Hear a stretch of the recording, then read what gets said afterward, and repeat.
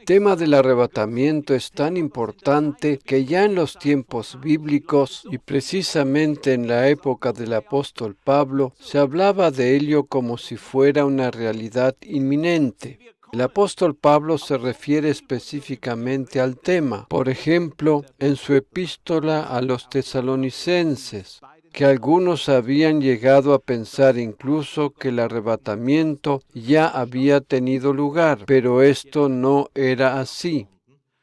En los tiempos del apóstol Pablo, este era un tema de gran relevancia entre los creyentes. Pero, ¿por qué no escuchamos demasiado acerca de este tema en la actualidad? ¿Hay acaso temas que sean más actuales que este? Evidentemente, el arrebatamiento está mucho más cerca de lo que era en aquellos tiempos. ¿Habría acaso un tema más actual que este, de acuerdo a lo que nos dice la palabra de Dios en el Nuevo Testamento? Personalmente creo que este es uno de los temas más actuales que existe y que por lo tanto deberíamos tomarnos el tiempo necesario para hablar de esta bendita esperanza. El arrebatamiento es la esperanza bienaventurada de los creyentes. Aquel que no cree en el arrebatamiento se está perdiendo una gran bendición y sobre todo una gran esperanza. Aquellos que no le dan importancia a este tema o que piensan que era algo que tenía que ver solo con los cristianos de la iglesia primitiva,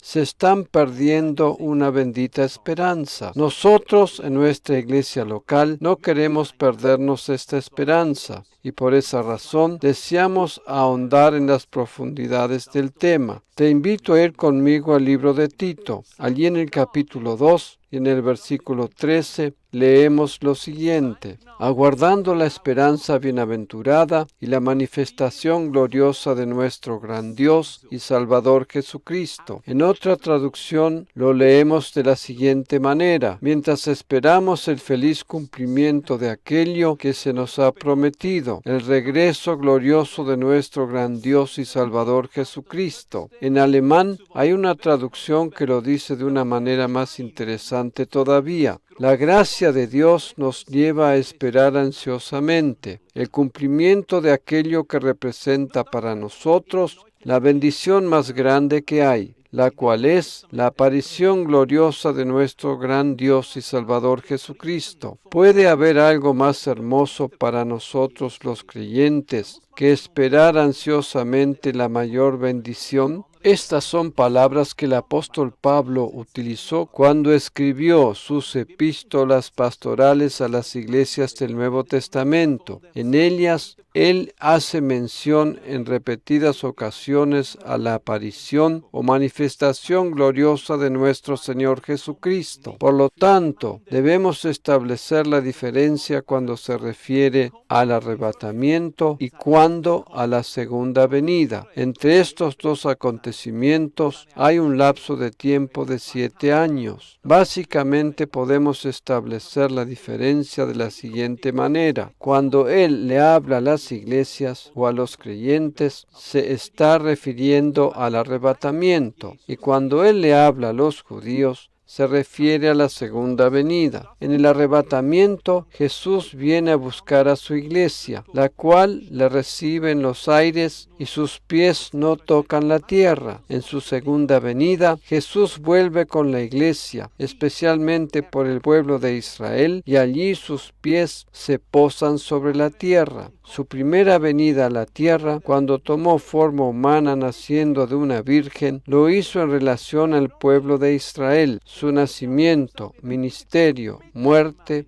y resurrección hace más de 2000 años atrás tenía relación directa con el pueblo de Israel. Los judíos, sin embargo, le rechazaron. Su segunda venida a la tierra es también para el pueblo de Israel y de manera más general para toda la humanidad, pero no para su iglesia. El arrebatamiento es un acontecimiento que solo tiene que ver con la iglesia. Es de suma importancia que tengamos en cuenta la diferencia entre arrebatamiento y segunda venida, pues de otra manera llegaremos a conclusiones erróneas y confusas. Aquellos que confunden ambos términos sostienen teorías como que, por ejemplo, no va a haber arrebatamiento o que solo habrá segunda venida, etcétera, etcétera. Lo cierto es que Jesús viene a buscar a los suyos, a su iglesia, en el momento del arrebatamiento. En el arrebatamiento Jesús viene en los aires por su iglesia y en su segunda venida vuelve a la tierra con su iglesia. Esta es la diferencia. En el momento del arrebatamiento, Jesús aparece en los aires y se lleva a su iglesia con él por un período de tiempo de 7 años, durante el cual aquí en la tierra suceden los acontecimientos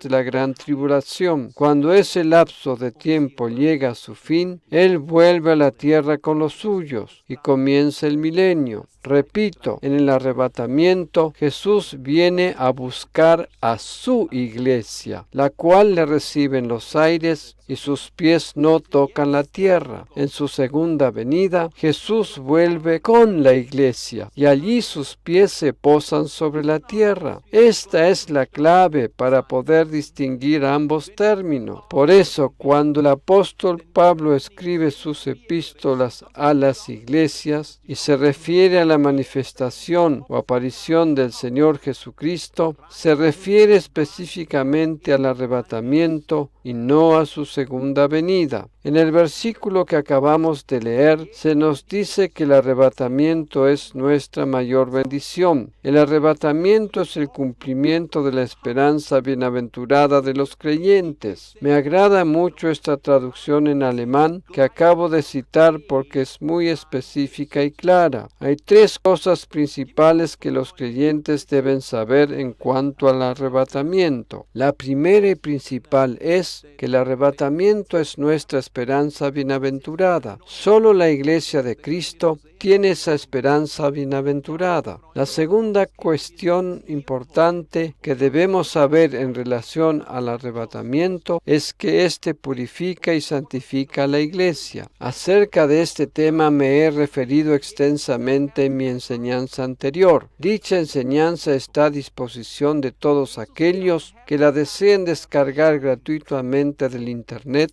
en la siguiente dirección: iglesiadelinternet.com. Este punto es tan relevante que aun a pesar de que ya me he referido a él, voy a agregar algunos detalles más. Para ello vamos a 1 de Juan 3, versículos 2 y 3. Donde leemos lo siguiente: Amados, ahora somos hijos de Dios, y aún no se ha manifestado lo que hemos de ser, pero sabemos que cuando Él se manifieste, seremos semejantes a Él, porque le veremos tal como Él es. Y todo aquel que tiene esta esperanza en Él, se purifica a sí mismo, así como Él es puro. Estos versículos se refieren al arrebatamiento de los creyentes. Todo aquel que tiene esta esperanza en Él se purifica a sí mismo. Este pasaje nos habla de la manifestación del Señor Jesucristo y se trata de lo mismo que leímos en el pasaje anterior referente a su gloriosa aparición. Ambos términos se refieren al arrebatamiento y tienen que ver con la iglesia. Cuando Él se manifieste o aparezca gloriosamente en los aires, seremos semejantes a Él. Este versículo nos dice que todo aquel que tiene esta esperanza se purifica a sí mismo. Por esa razón, todos aquellos pastores que predican o enseñan acerca del arrebatamiento están colaborando en la purificación de su iglesia. La santidad, por lo tanto, es un acto que deriva de la fe. Hay muchos que piensan que la santidad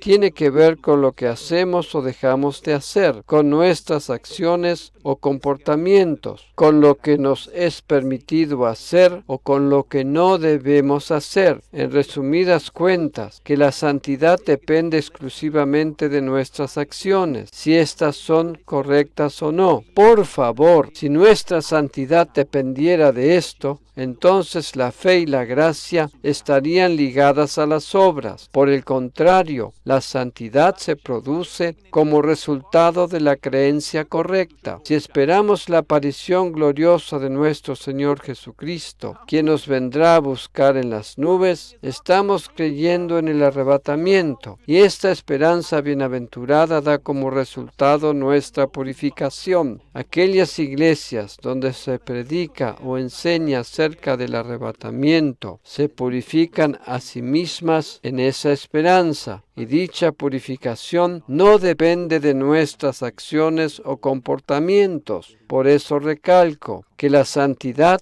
es un acto que deriva de la fe. Por supuesto que todos los creyentes hemos sido lavados con la sangre de Cristo. Sin embargo, en el andar de la vida diaria nos vamos ensuciando con impurezas, pero la bendita esperanza del arrebatamiento nos va limpiando de todas ellas. En otras palabras, esta bendita esperanza nos hace elevar permanentemente los ojos hacia Jesús. Una cosa que he repetido una y otra vez, prácticamente en cada una de mis enseñanzas durante los últimos años, es que nuestra purificación y santidad se lleva a cabo cuando miramos a Jesús. De allí pues, dado a que esto es así, ¿por qué pues entonces no seguimos poniendo nuestros ojos en Jesús hasta el final? Cuando ponemos los ojos en Jesús, levantamos automáticamente nuestra mirada hacia el cielo, y es allí donde aparecerá su gloriosa manifestación cuando nos venga a buscar. En otras palabras, poner los ojos en Jesús significa lisa y llanamente que esperamos su regreso cuando aparezca en las nubes para venir a buscar a los suyos. Ya lo dije anteriormente, en el arrebatamiento Jesús aparece en el aire y somos atraídos hacia Él, pero sus pies no habrán de tocar la tierra. Sin embargo, cuando vuelva 7 años más tarde, en su segunda venida, Jesús apoyará sus pies sobre la tierra. La palabra que en nuestro idioma español se traduce como arrebatamiento no existe como tal en el idioma griego original, aunque el término que se utiliza expresa el concepto de ser sacado fuera. En el idioma griego original no encontramos el término arrebatamiento en forma textual o literal, pero sí el concepto que indica esta acción, lo cual es ser traspuesto o ser sacado fuera. En el arrebatamiento los creyentes en Cristo seremos sacados de esta tierra y traspuestos hacia el lugar donde Él está. El arrebatamiento no es una acción que dependa de nosotros. Lo único que podemos hacer es poner nuestra fe en esa bendita esperanza. En relación a que el arrebatamiento purifica y santifica a los creyentes, en la nueva traducción de Ginebra, la cual no existe en español, en 1 Pedro 1:13, dice lo siguiente: poned vuestra mirada completamente en Jesucristo y vivid de tal manera que estéis preparados para su venida. Permaneced despiertos y sobrios y poned vuestra completa esperanza en la gracia que os será manifestada cuando Él aparezca en su gloria. El arrebatamiento implica gracia para nuestro cuerpo. Este versículo nos habla de la aparición gloriosa de Jesús y se refiere al arrebatamiento. Estas palabras nos instan a poner nuestra completa esperanza en la gracia, la cual nos ha de ser manifestada cuando el Señor aparezca en su gloria. Cuando creemos en el arrebatamiento, creemos en la gracia divina hasta el final. Cuando creemos en el arrebatamiento, creemos en la gracia divina de manera total, y no solamente hasta un determinado momento, sino hasta el final. Por esa razón, el tema del arrebatamiento es uno de los temas centrales dentro de la gracia, pues si creemos en él, creemos en el mensaje completo de la gracia. En los versículos siguientes, siempre de la misma traducción, dice: como hijos obedientes que sois, no os concentréis más en los deseos egoístas que tenías en el pasado, cuando todavía no sabíais nada de Cristo. Aquel que os ha llamado es santo, por lo tanto, vivid vosotros también una vida completamente santa. Aquí vemos la relación que hay entre el arrebatamiento y la santidad. ¿Cómo se logra vivir una vida completamente santa? Cuando ponemos nuestra esperanza en el arrebatamiento, vamos siendo purificados. En la Escritura dice: sed santo porque yo soy santo. ¿Cómo llegamos a ser santos? Cuando ponemos nuestra mirada en aquel que es santo. ¿Qué podemos aportar de nuestra parte para lograr vivir una vida santa aquí sobre la tierra? Nuestra fe en el arrebatamiento. Por esa razón, la santidad deriva de la fe. La santidad no se obtiene por medio de las obras, sino por la fe. Las obras se manifestarán más tarde como resultado de la fe. El pastor Joseph Prince dice siempre lo siguiente: creer lo correcto conduce a acciones y comportamientos correctos. Este es el poder de creer lo correcto. Cuando ponemos la fe en lo correcto, las acciones y comportamientos correctos se habrán de manifestar más tarde como lógica consecuencia. Lamentablemente, la mayoría de los cristianos hace exactamente al revés, pues pone el énfasis primordial en el buen comportamiento. De esa manera, utilizan la Biblia como si fuera un manual de instrucciones para saber cómo comportarse correctamente. La Biblia no es un manual de instrucciones para saber comportarse correctamente, sino que muestra cómo creer correctamente. El último versículo que acabamos de leer nos muestra lo que la Escritura dice: sed santos porque yo soy santo. Nos santificamos cuando ponemos nuestra esperanza en el arrebatamiento. Cuando ponemos nuestra fe en la inminente venida del Señor, nos justificamos y santificamos tal como Él es santo. El diablo intenta quitarle a la iglesia su purificación, pero aún a pesar de sus intentos, no le vamos a permitir eso. Él no habrá de tener éxito en sus planes, pues nosotros esperamos el arrebatamiento y eso da como resultado una vida santa. Cuando tenemos nuestra fe puesta en el arrebatamiento, nos damos cuenta que ya no falta mucho tiempo para que este maravilloso acontecimiento suceda. Cuando tenemos nuestra fe dirigida hacia el arrebatamiento, llegamos a la conclusión que el tiempo de nuestra vida sobre la tierra es una oportunidad única que no volverá a repetirse. Los años que vivamos sobre esta tierra son únicos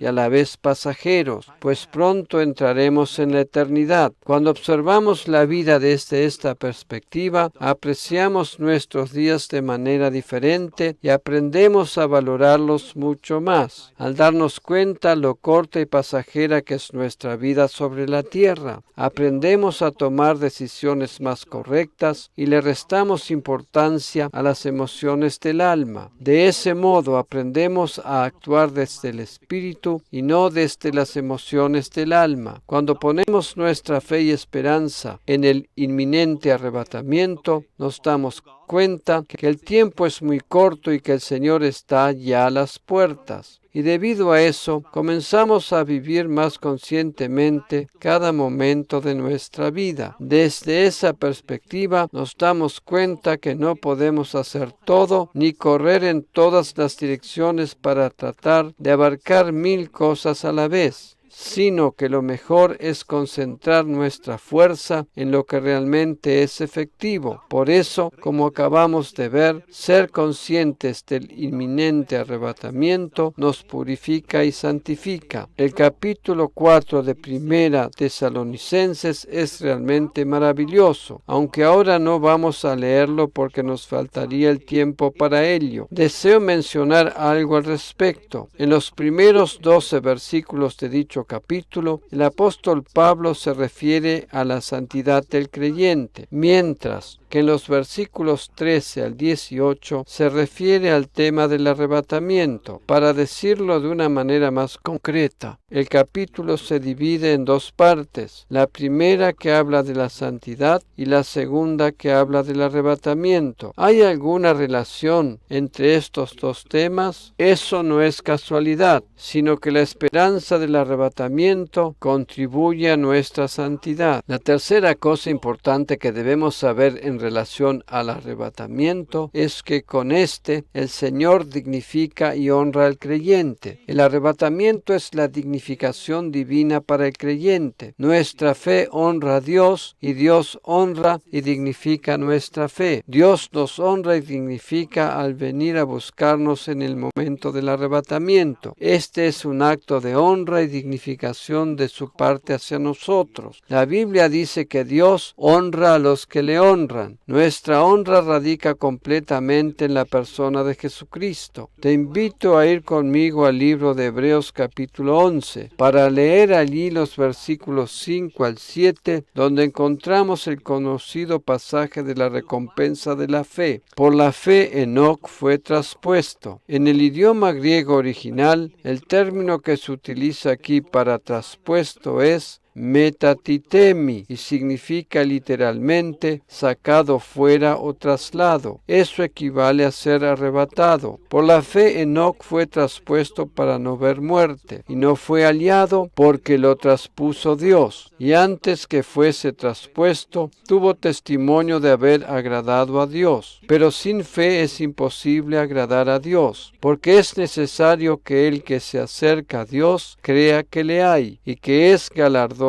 de los que le buscan. ¿Hay un galardón o recompensa para la fe? Nuestra mayor recompensa es Jesús mismo. Jesús es nuestro galardón. Eso quiere decir también que cuando Jesús regrese para venir a buscar a los suyos, recibimos el mayor galardón de todos. ¿Cuál es el mayor galardón o dignificación que podemos obtener? El arrebatamiento. ¿Por qué razón aparece aquí el tema del arrebatamiento de Enoc antes de la referencia al galardón? Esto nos hace reflexionar, ¿verdad? Teóricamente estos dos temas no tienen nada que ver entre sí. Sin embargo, por el hecho de que aquí aparecen juntos, nos muestra que entre ellos existe una estrecha relación. Y no solo que aquí se menciona el arrebatamiento junto con el galardón, sino que sigue diciendo lo siguiente: por la fe Noé, cuando fue advertido por Dios acerca de cosas que aún no se veían, con temor preparó el arca en que su casa se salvase, y por esa fe condenó al mundo, y fue hecho heredero de la justicia que viene por la fe. La historia de Noé, en la que a su vez aparece la mención especial de Enoc, uno de sus antecesores, es una tipología o simbolismo que nos habla del arrebatamiento de los creyentes. La tipología bíblica tiene muchas facetas.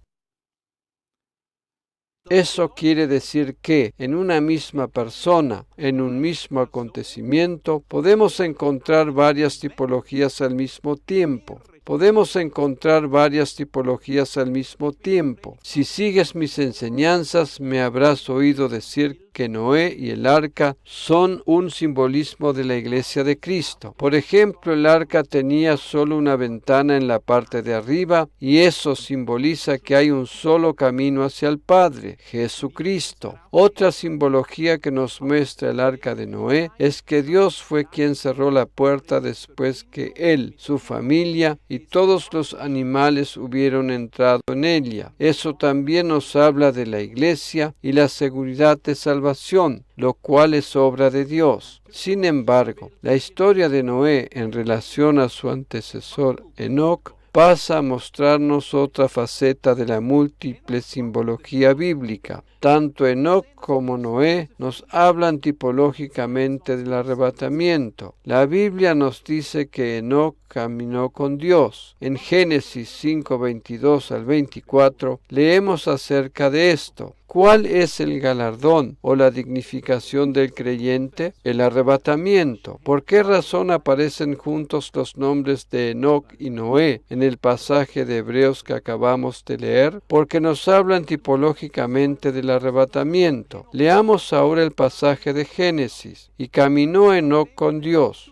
Y después que engendró a Matusalén, 300 años y engendró hijos e hijas. Y fueron los días de Enoc 365 años. De acuerdo a la relación bíblica de los términos de vida para aquella época, 300 años en la vida de una persona no eran muchos. ¿Por qué? Porque la Biblia nos relata que Matusalén fue la persona que más tiempo vivió, a saber, 969 años. Matusalén vivió mucho más tiempo que Adán. Naturalmente, que las condiciones del mundo eran otras en aquellos tiempos, y algo así todavía era posible. Más adelante voy a referirme más específicamente a esto. Pero Enoc vivió solo 365 años y fue arrebatado por Dios. Caminó pues Enoc con Dios y desapareció porque le llevó Dios. Este versículo nos habla claramente de un caso de arrebatamiento. Dios mismo se lo llevó. Esto nos habla simbólicamente de la iglesia que habrá de ser arrebatada. Enoc es uno de los héroes de la fe en la lista de Hebreos capítulo 11. Él fue exactamente igual como nosotros, pues la Biblia dice que él caminó con Dios y nosotros los creyentes, quienes estamos en Cristo, también caminamos con Dios. Por eso, vivamos nuestra vida cristiana de una manera completamente natural. Caminemos con Dios cada día. Caminó pues Enoc con Dios y desapareció porque le llevó Dios. Vivió Matusalén 187 años y engendró a Lamec. Y vivió Matusalén desde que engendró a Lamec 782 años y engendró hijos e hijas. Fueron pues los días de Matusalén 969 años y murió. En este pasaje encontramos primero a Enoc, luego a Matusalén, y si seguimos leyendo vamos a encontrar a Noé. Todas estas personas nos dicen algo. Estas personas no son simplemente individuos que vivieron en algún momento de la historia, murieron y nada más, sino que, como muchas veces hemos dicho, en cada una de las páginas de la Biblia encontramos algún indicio que señala hacia Jesús. Estas personas nos hablan tipológicamente de las verdades del nuevo pacto y a la vez muestran acontecimientos futuros que habrán de acontecer en el mundo. La frase Enoc caminó con Dios nos habla de la iglesia que anda en las pisadas de Jesucristo. Otra cuestión interesante que encontramos aquí es que Enoc desapareció porque Dios se lo llevó.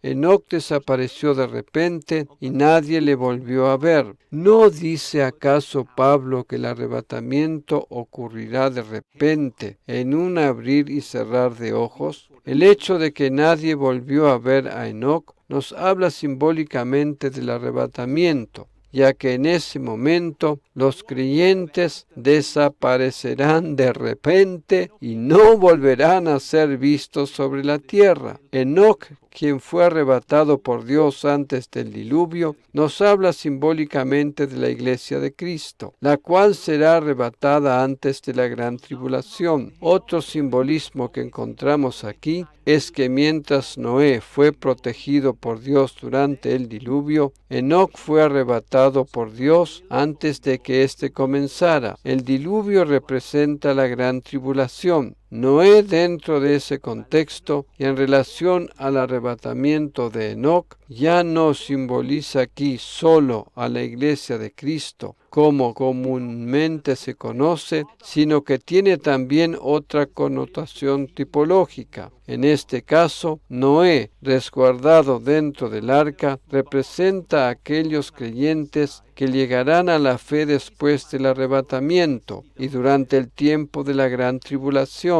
Enoc, quien fue arrebatado por Dios antes del diluvio, pertenece a la séptima generación después de Adán. Esto nos habla de las 7 iglesias del libro de Apocalipsis. Las 7 iglesias descritas en los primeros capítulos del libro de Apocalipsis, los cuales representan a todo el cuerpo de Cristo sobre la faz de la tierra, han de ser arrebatados antes de la gran tribulación. Estas 7 iglesias representan una unidad en sí mismas. Todos y cada uno de los creyentes que la componen habrán de ser arrebatados. No habrá nadie que quede exceptuado. Como ya dijimos anteriormente, todos y cada uno de los creyentes que han aceptado a Jesús como su Salvador personal habrán de ser arrebatados. Repito, Enoc, quien es la séptima generación después de Adán, representa las 7 iglesias del Apocalipsis, y más especialmente los 7 líderes a quienes estaban dirigidas aquellas palabras. Él nos habla también proféticamente de las 70 semanas de la profecía de Daniel. La historia de la humanidad se refleja en esta profecía. En el libro de Daniel capítulo 9, a partir del versículo 20, encontramos la descripción de esta profecía. De acuerdo a las diferentes dispensaciones o periodos de tiempo, los cuales describe la Biblia en relación a la salvación, vivimos en la semana número 69, una semana de esta profecía equivale a 7 años. La semana número 70 corresponde a la gran tribulación. Actualmente vivimos al final de la semana número 69. Esta división del tiempo en diferentes semanas nos habla del plan de Dios para la nación de Israel. Observando los hechos de la historia que tienen que ver con la nación de Israel, podemos decir con toda seguridad que estamos al final de la semana número 69. En el plan divino para Israel, Dios estableció una pausa para insertar dentro de ella la iglesia. Recordemos que la iglesia de Cristo no es lo mismo que la nación de Israel. La iglesia se compone de todos los creyentes en Cristo, quienes habitan sobre la faz de la tierra, sean tanto gentiles como judíos. Todos los creyentes, aquellos que han aceptado a Jesús como su Salvador personal, conforman una unidad, la cual es la iglesia o cuerpo de Cristo. Observando todo el panorama de las diferentes dispensaciones bíblicas, la semana número 69 es la más larga de todas. Esta inserción que Dios mismo efectuó para ubicar a su iglesia corresponde a un periodo de tiempo de más de 2000 años, y más exactamente hablando, 2017 años hasta el momento actual. Aún a pesar de su dilatación, nos encontramos todavía en la semana número 69. Esto quiere decir entonces que al final de la semana 69, en la cual fue insertada la iglesia, y después que ésta sea arrebatada, comenzará la semana número 70, que corresponde a la gran tribulación y a los últimos 7 años de la historia. Así entonces, y abuelo de pájaro, tenemos un panorama resumido de las 70 semanas de la profecía de Daniel, como para entender de qué se trata. De acuerdo a todo el panorama que nos muestra esta profecía, la semana número 69 tiene un significado muy especial. El número 69, de acuerdo a la numerología hebrea, tiene un significado muy especial. Habíamos dicho que Matusalén vivió 969 años, ¿verdad? En este contexto, Matusalén representa simbólicamente a la Iglesia de Cristo, porque Dios tiene muchísima paciencia y otorga más tiempo de gracia. La dispensación de la Iglesia o de la gracia es la más larga de todas. Se cuenta desde que Jesús vino a la tierra para habitar entre los hombres, todo el tiempo de su ministerio, su muerte y resurrección, hasta el día de la fecha. Para decirlo de una manera simple y concreta, esta dispensación lleva ya 2017 años. Es la dispensación más larga que haya existido. Por eso, Matusalén representa esta dispensación, ya que fue el ser humano que más años vivió en toda la historia. La dispensación de la gracia es tan extremadamente larga porque, tal como lo dice la Biblia, Dios no quiere que nadie se pierda. Su deseo es que todos sean salvos y vengan al conocimiento de la verdad, y por eso prolonga el tiempo de la oportunidad. Dios desea que todos sean alcanzados con el Evangelio. Él tiene muchísima paciencia y un corazón abierto de enormes dimensiones. La larga vida de Matusalén representa la enorme paciencia divina con la raza humana durante la dispensación de la gracia. Dios tiene un corazón abierto y por eso prolonga y dilata el tiempo para que sean muchos más los que lleguen al conocimiento de Jesús. Enoc, el padre de Matusalén, quien fue arrebatado por Dios, representa a la iglesia de Cristo, la cual también habrá de ser arrebatada. Enoc fue arrebatado por Dios a la edad de 365 años. ¿Sabes cuántos años pasaron hasta el nacimiento de su bisnieto Noé? 69 años. Exactamente 69 años antes que naciera Noé. Enoc fue arrebatado por Dios. Actualmente vivimos en la semana profética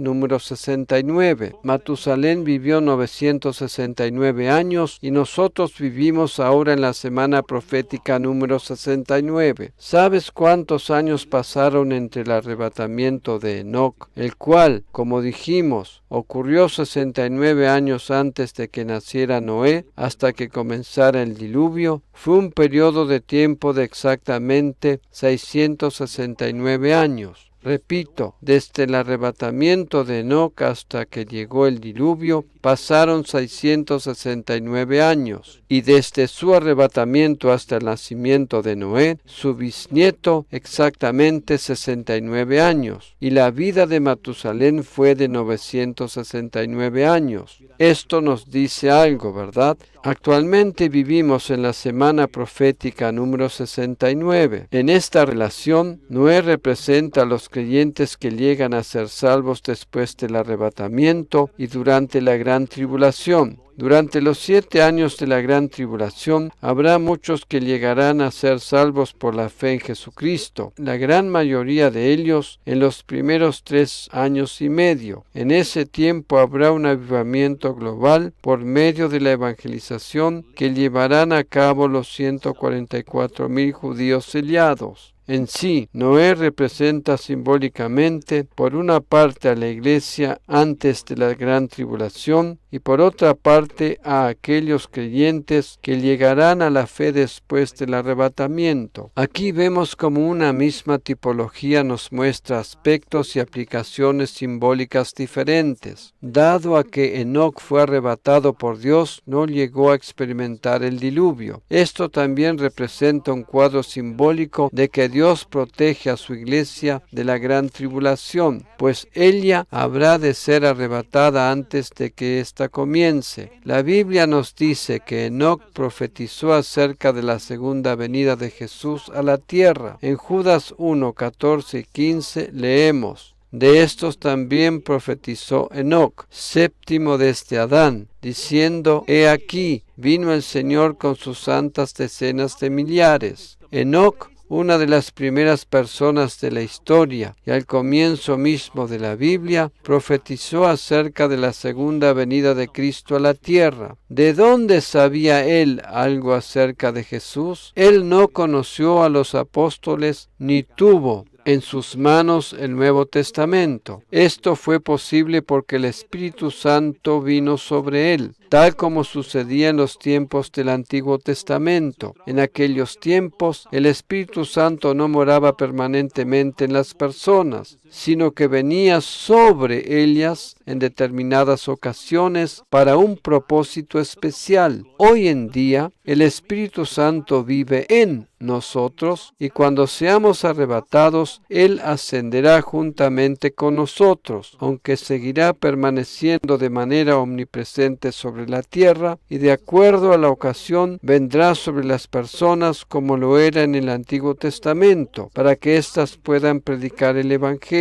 He aquí, vino el Señor con sus santas decenas de millares, para hacer juicio contra todos y dejar convictos a todos los impíos de todas sus obras impías que han hecho impíamente, y de todas las cosas duras que los pecadores impíos han hablado contra él. Este pasaje habla del gran juicio final que habrá de venir sobre la humanidad, pero no sobre la iglesia. Este juicio no tiene nada que ver con la Iglesia ni con los creyentes. El juicio del gran trono blanco descrito en Apocalipsis capítulo 20 no tiene nada que ver con nosotros, los creyentes, sino que pertenece a la segunda venida de Cristo a la tierra. ¿Puedes darte cuenta lo interesante de todas estas tipologías? Enoc representa simbólicamente a la Iglesia. Nuestro mensaje como Iglesia es que Jesús viene pronto. En nuestra alabanza decimos exactamente lo mismo. Como Iglesia de Cristo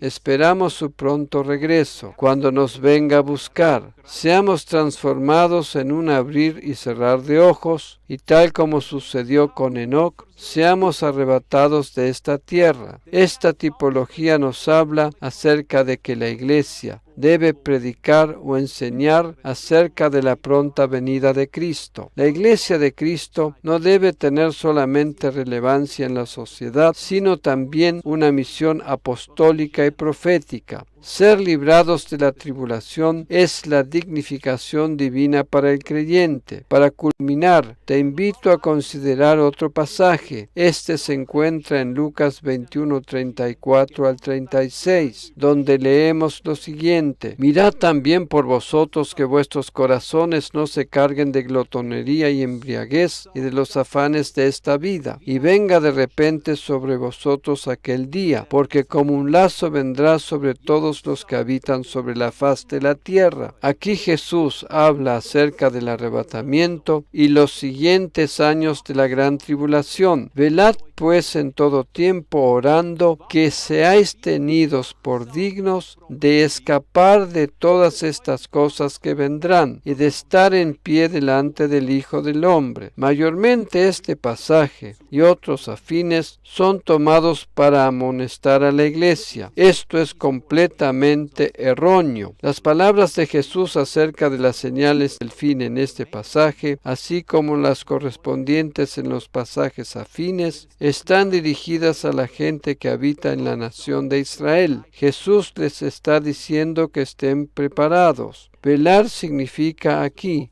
estar preparado. Cuando la Biblia hace referencia a velar o estar despierto, quiere decir estar preparado para ser librado de la gran tribulación. Jesús no dirige estas palabras primordialmente a nosotros como iglesia, sino en primer lugar a aquellas personas que todavía no le conocen como Salvador personal. Hay una sola manera de estar velando o despierto, y eso tiene que ver con el nuevo nacimiento. A menudo, muchos predicadores han tomado este pasaje para decirle a la congregación que debe estar despierta y velando. El nuevo nacimiento que tiene lugar por haber aceptado a Cristo como Salvador personal es lo que nos hace estar preparados para el arrebatamiento. Nosotros los creyentes ya estamos preparados. Aleluya. La forma de estar velando consiste solamente en la forma en que vivimos, o sea,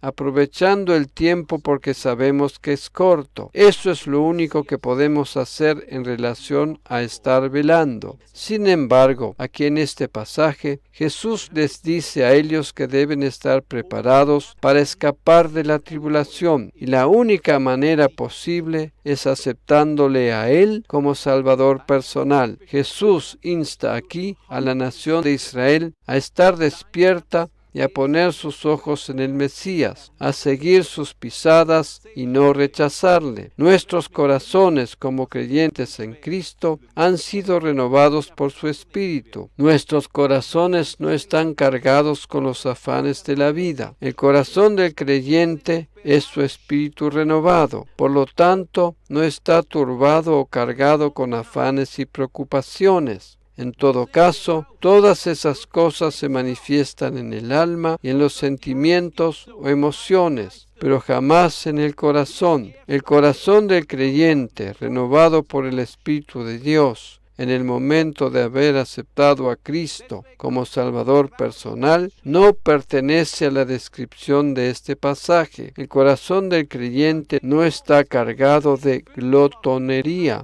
y embriaguez y de los afanes de esta vida. Por el contrario, la única embriaguez posible es la que proviene del Espíritu Santo, tal como sucedió con los primeros apóstoles en el día de Pentecostés. Esa es la embriaguez del creyente. Cuando sabemos que estamos preparados para el arrebatamiento por el hecho de haber aceptado a Cristo como Salvador personal, no tenemos temor ni estamos cargados con los afanes de la vida. Cuando tenemos la seguridad que vamos a ser arrebatados, se acaban nuestras preocupaciones. En el momento en que sabemos que por tener a Cristo en nuestro corazón estamos listos y preparados para el arrebatamiento, todas nuestras preocupaciones desaparecen de inmediato. Desde esa perspectiva no le damos tanta importancia a las banalidades de la vida terrenal, ni tenemos temores por lo que nos pueda llegar a deparar el futuro. Vivamos en el presente y no en las desilusiones o fracasos del pasado, ni en las preocupaciones del futuro. La fe tiene que ver con el tiempo presente. El Señor es nuestro proveedor para el futuro. En el pasaje que acabamos de leer, dice que ese día habrá de venir como un lazo sobre todos los que habitan sobre la faz de toda la tierra. El creyente está esperando el arrebatamiento y sabe que ha de ser llevado. Por lo tanto, ese día no habrá de venir como un lazo sobre él. Nosotros, los creyentes, sabemos que en cualquier momento a partir de ahora y a más tardar, cuando Israel firme el contrato de paz por 7 años con sus enemigos, el Señor habrá de venir a buscarnos para librarnos de todas las calamidades que habrán de venir sobre la tierra. Soy consciente que muchos creyentes escuchan por primera vez en sus vidas esto que acabo de decir, pero así y todo, cada creyente sabe que el arrebatamiento está pronto. Naturalmente que no sabemos el momento exacto en que habrá de suceder, pero sabemos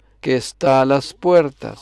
El término del tiempo máximo en el cual habrá de suceder el arrebatamiento se deduce de la profecía de las 70 semanas de Daniel, capítulo 9, y es cuando Israel firme el contrato de paz por 7 años con sus enemigos. El arrebatamiento puede suceder en cualquier momento a partir de ahora y a más tardar antes que Israel firme dicho contrato de paz. Por eso, dado a que nosotros sabemos y esperamos, ese momento no habrá de venir como un lazo sobre nosotros. El apóstol Pablo instaba a los creyentes de su época a vivir de tal manera como si ese día fuera el día del arrebatamiento. Cuando sabemos que ese día está por llegar, no habrá de venir como un lazo sobre nosotros. Estamos preparados y estamos esperando. Amén. Aleluya. Ese día no nos habrá de caer por sorpresa, pues sabemos que estamos dentro del margen de tiempo en que puede llegar a suceder. Por lo tanto, repito, para el creyente, ese día no habrá de caer sobre él como un lazo. Por el contrario, ese día será la manifestación de su bendita esperanza. Hay una sola cosa en este pasaje que se aplica a nosotros, los creyentes, y es la dignificación. Cuando sabemos que habremos de escapar de todas esas cosas que vendrán, hay una sola cosa en el versículo 36 que se puede aplicar al creyente, y es que el Señor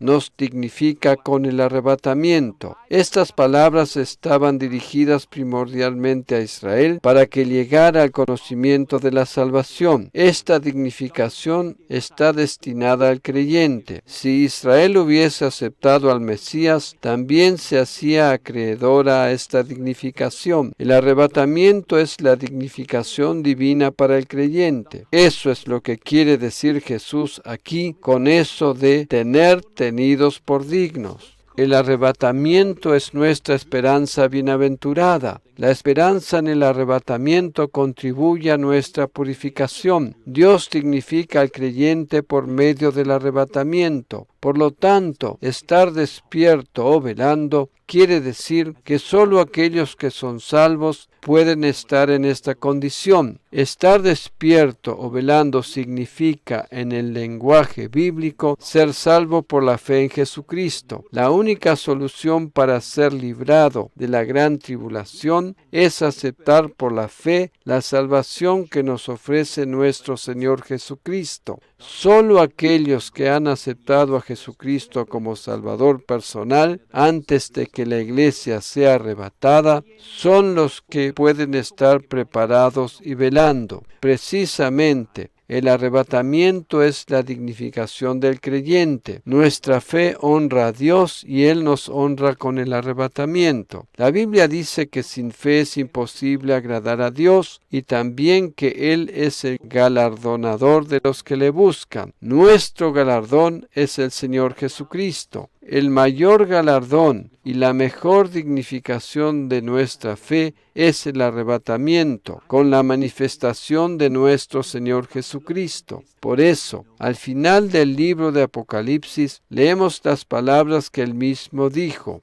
«He aquí, yo vengo pronto, y mi galardón conmigo». Su galardón o recompensa para los creyentes es la dignificación del arrebatamiento. Jesús es nuestro mayor galardón. Amén.